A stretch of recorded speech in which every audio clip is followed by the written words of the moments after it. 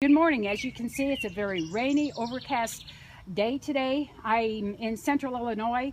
I love my black raspberries and I just want to share what I'm doing today with them. I'm hoping to put up more videos. This is my first video that I've done, and I have learned so much from other gardeners' videos that I just want to repay and allow somebody to learn from what I know.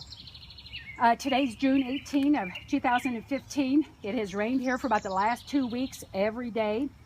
But I have mulched tremendously for the last 40 years. My soil is very loose and I'm not having a water retention problem as of right now. And as I said, I've been raising black raspberries for 40 years. They were here when I moved here 40 years ago. So I really don't know how old my patches are. My original patch, we're going to be there in just a second. Anyway, I just want to tell you how interesting these plants are. Actually, they're a very simple plant. There's only 7 parts to them. There's 4 parts above the ground and 3 parts below the ground. Above, as you can see, these brand new canes, which just came up maybe a month ago, they're called prima canes, P-R-M-O-C-A-N-E-S, and they are what will bear next year's fruit. So I have to be real careful not to damage them. As you see, they're pretty fluorescent type of skin on them, very delicate, and so that's one part of the raspberry plant. The other part, number 2, is the tip, and this is very delicate and very important. After a while, I'll show you when I prune, just any time now, wherever I cut it and prune it, and I usually prune about 3.5 to 4 feet tall, the cane will no longer grow up. Now this is my fruiting cane, which was a prima cane last year. And if you just look down in this plant, by the way, this is just one plant. Here it is, and you can tell the different color. It's brown, and where I pruned it last year, you can see right here from that pruning, then where the leaves were, all of these fruiting laterals developed, and as you can see, this is where I harvested my fruit this year. So these are the 4 parts above the ground, and then below the ground there are 3 interesting parts, which of course everyone knows what the root is, but the black raspberry plant does have a crown, and then the crown buds, and those are the real important ones because that's where the prima canes come from. So therefore, when I mulch, and I mulch very deep, very heavily, but I do not get close to the plant because I want these prima canes to come up. And as you can see, very, very healthy stock for next year. I'm very excited about not only this year's production, but also next year. And very heavy producers. I don't know what's the name of these are because they were here when I came here. But last year I picked 27 gallons of black raspberries, and I'm only about halfway through this year, and I already have 21 gallon. Hopefully I'll have 30 some gallon from just my few little patches here. Okay, starting here with my first patch, I'm going to go with the original patch that was here when I moved. It was not maintained properly when I moved in, and it was just a great big tangled mess. And I kind of put up with that for 35 years. And my husband passed away 5 years ago, so I decided now's the time for me to dig up this whole patch, put in the T-posts, and as you can see, this is what I really like. I started out, I made my own wooden crosses with 2 cross arms. They rotted within a year. Some of them just flat fell over, was not satisfied, but this is a wonderful system. And as you can see, I just have 2 wires here, and this has been really, really handy, been real satisfied with this year. And the reason for the colored ribbon is in the spring when there aren't very many plants showing, I wanted to make sure I didn't run into them, so I marked my wires for safety, and I'll just take that off here sometime soon. And as you can see, I tie up with twine because it's, for me, I think it's a very nice and forgiving product. There are a lot of other products on the market, but here, if I drop this on my mulch, it just will go ahead and decompose, and I don't have to worry about finding little plastic hooks and so forth. And my rows right here are about 20 feet long. I started out on the west side over here, the correct width, which is about 3 or 4 feet wide. And then this is what I really like. Okay, so this is my old original patch. When I redid it about 3 or 4 years ago, it was a very dry season. I didn't water them enough, and they really struggled to come along. But this year they've been nice and productive, and I'm very, very satisfied with this. About 20 years ago, my late husband took the extras from in here and he planted them on the outside of the garden fence. And I'll just show you what that looks like.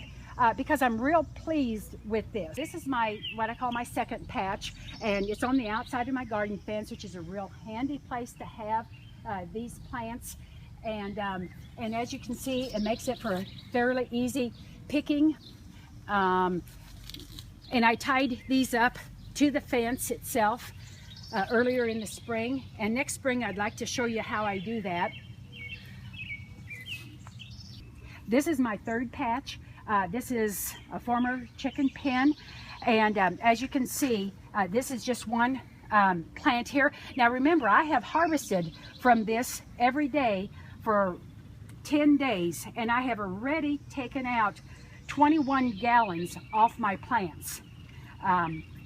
Very bountiful. They're a very forgiving plant. I really enjoy just working with them, and as you can see here, I have 1, 2, 3, about 4 or 5 rows in here. It looks pretty thick because it kind of is, but I have no trouble wiggling through there and picking my crop. Again, have some tied up against the fence. Use any kind of a fence that you have because it just makes for a real handy picking, and it keeps the plants out of the way. Okay, my fourth patch here consists only of 6 plants. But because these are planted correctly with a lot of space around them, they get just about full sun. And as you can see, just very prolific and very healthy plants. Now this is my final patch, the 5th patch, and there's a reason I waited until the last. I used to have a row of blue spruce trees here along the south line of my property.